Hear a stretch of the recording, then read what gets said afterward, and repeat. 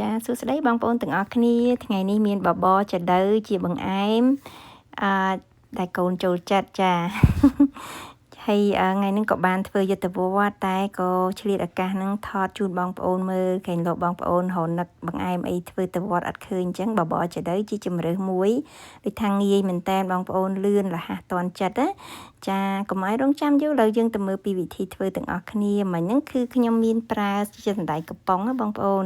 យើងកោះពីកំប៉ុងហ្នឹងមកចាក់លាងទឹកវាឲ្យស្អាតហើយសម្រោះវាទឹកចោលមកសន្ទុះសិនទៅណាចាយើងងាកមកដាក់ដាំបបរចាបបរនេះគឺយើងប្រើអង្ករដំណើបខ្ញុំប្រើ2ខាប់ចាហើយខ្ញុំដាក់ទឹកហ្នឹងចំនួន10ខាប់ចាយើងដាំចឹងទៅពេលណាដែលបបរយើងពុះយើងស្រង់ពពុះពុះលើនឹងចេញខ្លះចឹងណាបងប្អូនហើយទៅក៏យើងចាក់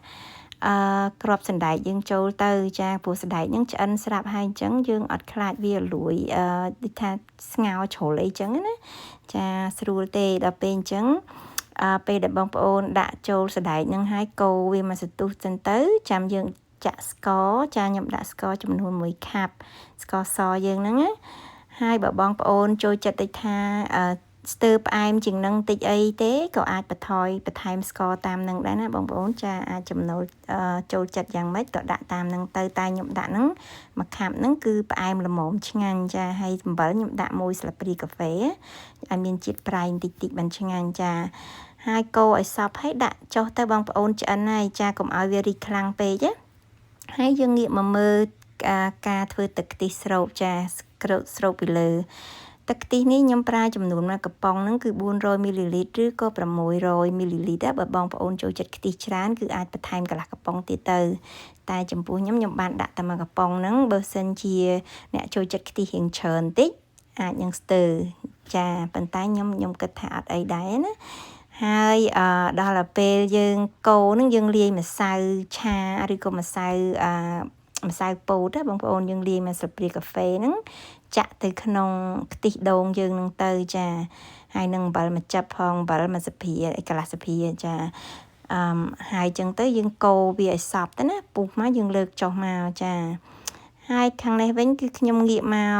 ដួសដាក់នៅក្នុងកែវតូចនេះបងប្អូនគឺសម្រាប់ដូចថាយើង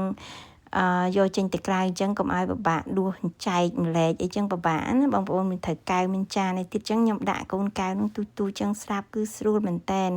ទុកឲ្យត្រជាក់ហើយបានខ្ញុំមកចាក់ទឹកខ្ទិះពីលើចាដួសទឹកខ្ទិះដាក់ពីលើហើយបិទគម្របឲ្យស្អាតចឹងណាចាមួយកែវមើលទៅតំណងឆ្ងាញ់មែនតែនចាខ្ញុំលើកទៅយកទៅប្រគេនលោកហើយយើងចែកញាតិមិត្តយើងអញ្ចឹងទៅគាត់ថាគាត់ស្រួលញ៉ាំបងប្អូនចូលចិត្តច្រើនយកទៅអញ្ចឹងគាត់ចេះសួររកជាតិអញ្ចឹងណាចាហើយមួយកែវលើកមកតំណងឲ្យក្នុងមួយឆ្នាំមិញហ្នឹងខ្ញុំដួសមកបាន24កែវហ្នឹងបងប្អូនចំណុះវាក្នុងមួយកែវដូច5អោនកន្លះអញ្ចឹងហើយចាខ្ញុំទិញតាម Amazon ណាបងប្អូនបើសិនជាត្រូវការនៅ Amazon មានលក់ចាហើយយើងចូលកម្មវិធីអីទៅរួមកម្មវិធីអីចឹងក៏ធ្វើទៅក៏បានដែរបងប្អូនគឺស្អាតហើយងាយស្រួលញ៉ាំមែនតែនចា